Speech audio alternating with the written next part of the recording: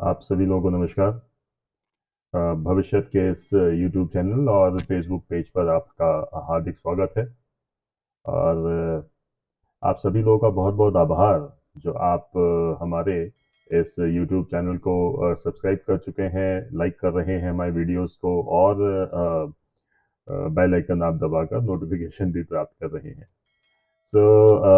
आज का विषय बहुत महत्वपूर्ण इसलिए है क्योंकि जैसा कि आप इस स्क्रीन पर पढ़ भी पा रहे हैं कि साधारणतः ज्योतिष विद्या में आपको जो बातचीत होती है और ज्योतिष के माध्यम से जिस तरीके से भविष्यवाणियां या प्रिडिक्शंस दिए जाते हैं, जो अभी तक हम लोग देखते आ रहे हैं, आप भी और हम भी। ये सभी चीजें एक तो व्यक्तियों से संबंधित होती हैं, आपसे हमसे, सबकी कुंडली देखकर, और कुंडली के जो ग्रह नक्षत्रों की जो भी स्थिति है उसके हिसाब से आपको आपके भविष्य की या वर्तमान में आ रही समस्याओं के आपको उपाय और समाधान और कारण, तीनों चीजें बताई जाती हैं। अब इसके साथ में अगर इसको थोड़ा और आगे बढ़ाएं, ये तो हो गया वैदिक ज्योतिष की बात। अब अगर मेदनी ज्योतिष की बात जब करते हैं तब हम अलग अलग देशों की और पृथ्वी के अलग अलग स्थानों के बारे में चर्चा कर पाते हैं, और जिसमें हम ये बता पाते हैं कि कब कौन से महीने में कितनी बारिश होगी, किस तरीके से क्या परिस्थितियां बनेंगी, जो फेसबुक पेज पर आप हमारे देखते रहते हैं। और ट्विटर के ऊपर भी और यूट्यूब पे भी कई वीडियो हमने उसको लेकर डाले हैं। शायद से भविष्य डॉट ओ आर जी का ये जो चैनल है, यूट्यूब चैनल और फेसबुक पेज, ये इकलौता ऐसा मंच है जहां पर हम ये बताते हैं कि पृथ्वी के बाहर हमारे सोलर सिस्टम या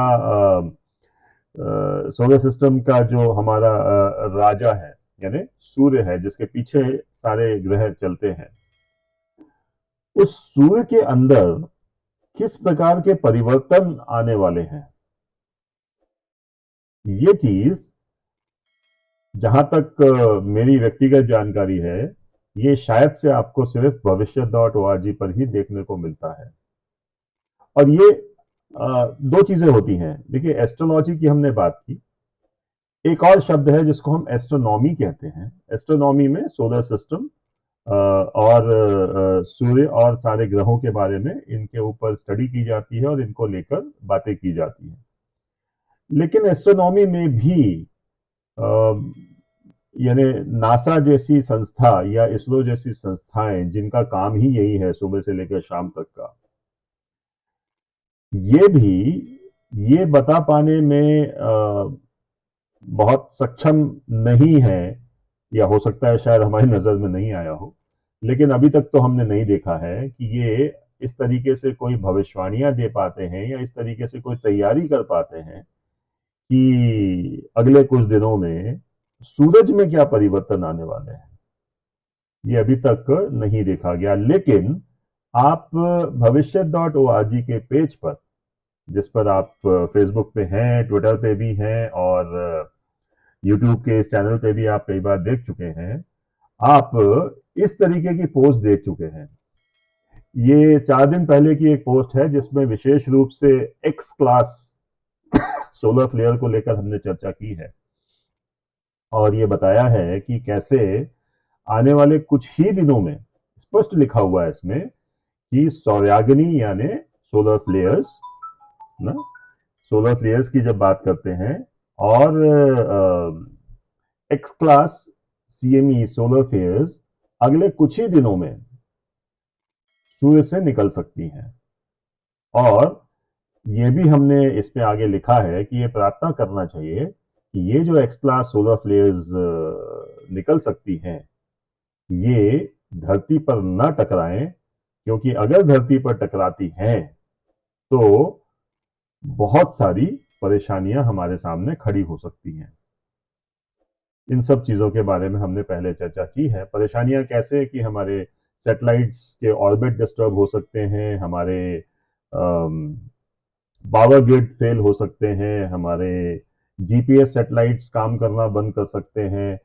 एक बार बार आपने सुना होगा कि इंटरनेट कुछ दिनों के लिए बंद हो जाएगा। तो वो जो इंटरनेट बंद हो जाएगा को लेकर जो भविष्यवाणियां की गई हैं कई सालों से, कई लोगों ने इसके ऊपर चर्चा की है।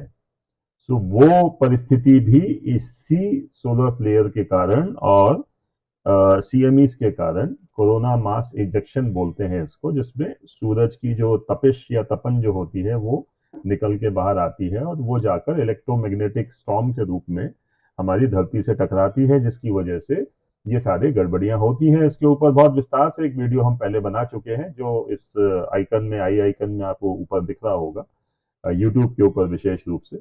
आप चाहें तो वहां देख लें, नहीं तो डिस्क्रिप्शन बॉक्स में भी हम उसका लिंक फिर से दे देंगे कि क्या होती है सौर्याग्नि, ऐसा करके इस हेडलाइन पे हमने बनाया है।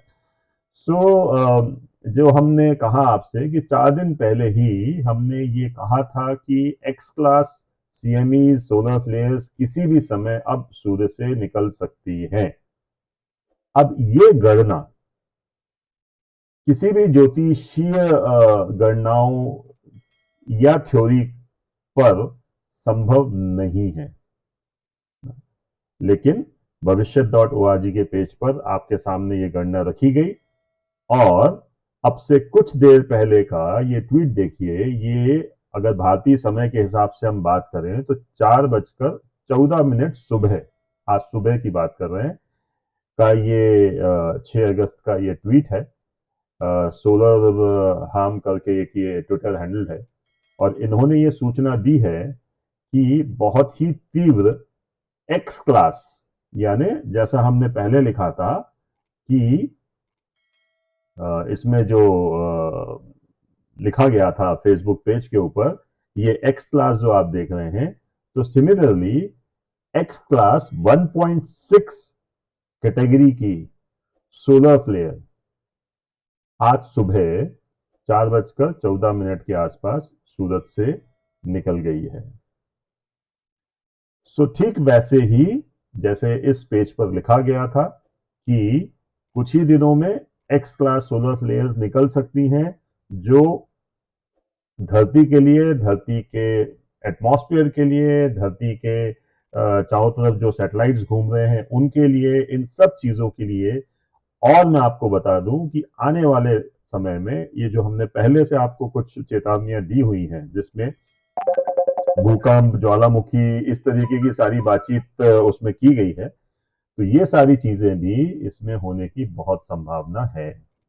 और ये 8 तारीख को, यानी परसों तक, इसका जो असर है ये धरती पर आ जाना चाहिए, इस तरीके की जानकारी भी साथ में आई है। अगर ये परिस्थिति बन रही है, आने वाला समय बहुत अच्छा नहीं है।